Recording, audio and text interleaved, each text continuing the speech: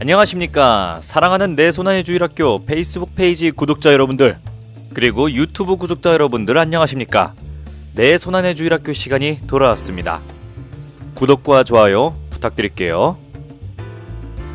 예루살렘을 점령하고 난 뒤 여러 주변 이민족을 평정하고 전왕 사울의 가문도 감싸 안으며 정의와 자비를 실현한 다윗 왕. 그는 계속해서 요압을 비롯한 장군들을 국경선으로 보내 말썽을 일으키는 암몬 잔당들을 토벌하고 있었습니다. 그러던 어느 날 암몬 잔당을 토벌하고자 라빠를 호위하여 공격하는 어느 날이었습니다. 당시 다윗 왕은 예루살렘에 머물러 있었는데 잠시 예루살렘 성내를 내려다보는 도중 매우 아름다운 여인을 발견했습니다. 자신의 마음에 쏙 들자 다윗 왕은 시종을 시켜 그 여인이 누구인지 알아보게 했습니다. 알고 보니 그 여인은 다윗 왕의 부하 장군 중 한 명인 우리아의 아내였습니다. 부하의 아내에게 마음을 빼앗긴 다윗 왕은 음흉한 생각을 하게 되죠.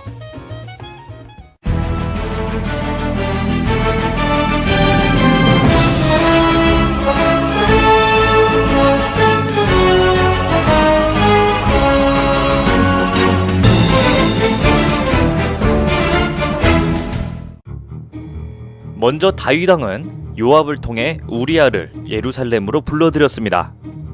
그리고 많은 선물을 주면서 우리아의 환심을 샀죠. 또한 술과 음식을 먹이고 속내를 알아보는 등 우리아를 철저하게 탐색하고 또 자신에게 복종하도록 만들었죠.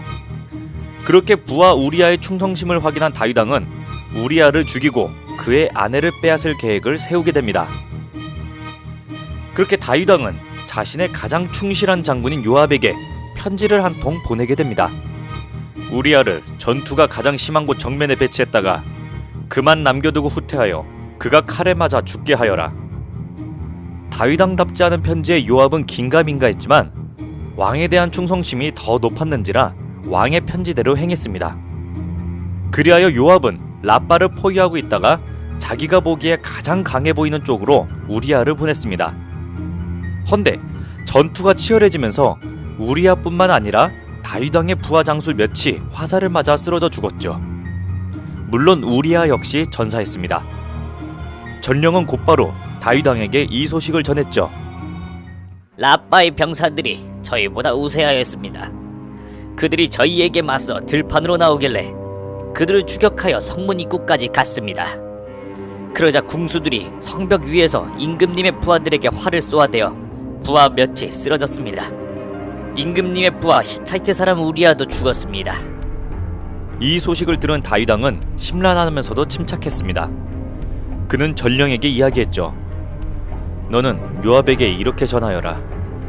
칼이란 이쪽도 저쪽도 삼켜버릴 수 있으니 이 일을 나쁘게 여기지 말고 그 성읍을 맹렬히 공격하여 그것을 무너뜨려라. 이런 말로 그를 격려하여라. 전령이 다윗 왕의 말 그대로 요압에게 전달하자 요압은 계속해서 라빠를 공격했습니다. 한편 우리아의 아내는 자기 남편이 전사했다는 소식을 듣고 슬퍼했습니다. 다윗 왕 역시 우리아의 죽음을 슬퍼하다가 장례가 끝나자 시종을 보내 그 여인을 궁으로 불러들였습니다. 그리하여 그 여인은 다윗 왕의 여자가 되었는데 훗날 그 여자는 다윗 왕의 아이를 낳게 됩니다. 헌데 이 사건에 대해 하느님께서는 모든 것을 알고 계셨으므로 다윗 왕은 하느님의 눈에 거슬리게 되었습니다. 그러던 어느 날 당시 이스라엘에 있던 나탄이란 예언자가 하느님의 명을 받아 다윗 왕을 찾아왔습니다. 그리고는 다윗 왕에게 말했죠. 한 성읍에 두 사람이 살고 있었습니다. 한 사람은 부자이고 다른 사람은 가난했습니다. 부자에게는 양과 소가 매우 많았으나 가난한 자에게는 자기가 산 작은 암양 한 마리밖에 없었습니다. 헌데 어느 날 부자의 집에 손님이 오자 부자는 자신의 양과 소를 잡기 싫어 가난한 자의 양을 빼앗아 대접했습니다. 어떻게 생각하십니까? 그러자 다윗 왕은 단칼에 대답했죠. 그런 짓을 한 그 부자는 죽어 마땅하다. 그런 짓을 하고 동정심도 없었으니 그 양에 내 곱절로 갚아야 한다. 그러자 예언자 나탄이 말을 이었죠. 그렇지요. 임금님이 바로 그 부자입니다. 주 이스라엘의 하느님께서 이렇게 말씀하십니다. 나는 너에게 기름을 부어 이스라엘의 임금으로 세우고 너를 사울의 손에서 구해주었다. 나는 너에게 이스라엘과 유다의 집안을 주었다. 그런데 어찌하여 너는 히타이트 사람 우리아를 암몬 자손들의 칼로 쳐 죽이고 그의 아내를 네 아내로 삼았다. 그리하여 나는 너희 집안에서 재앙이 일어나게 하겠다. 네가 지켜보는 가운데 내가 너의 아내들을 데려다 이웃에게 넘겨주리니 저 태양이 지켜보는 가운데 그가 너의 아내들을 겁탈할 것이다. 그제서야 다윗 왕은 자신이 어떠한 잘못을 했는지 깨닫고 죄를 고백했습니다. 또한 전왕 사울의 말로를 익히 하는 터라 겁에 질려 엎드렸죠. 그러자 예언자 나탄은 다윗 왕에게 말했습니다. 하느님께서 임금님의 죄를 용서하셨으니 임금님께서 돌아가시지는 않을 겁니다. 다만 임금님에게서 태어난 아들은 반드시 죽고 말 것입니다. 그리고 예언자 나탄은 조용히 예루살렘을 떠났습니다. 다윗 왕은 겁에 질려 자신의 아들을 살펴보자 때는 이미 늦어 우리아의 아내가 낳은 다윗 왕의 큰 아들은 큰 병이 들었습니다. 다윗 왕은 단식하고 울고 불며 하느님께 아들의 병이 낫게 해달라고 애원했으나 1회째 되는 날 그 아이는 다윗 왕의 세욕으로 인한 죄로 죽고 말았습니다.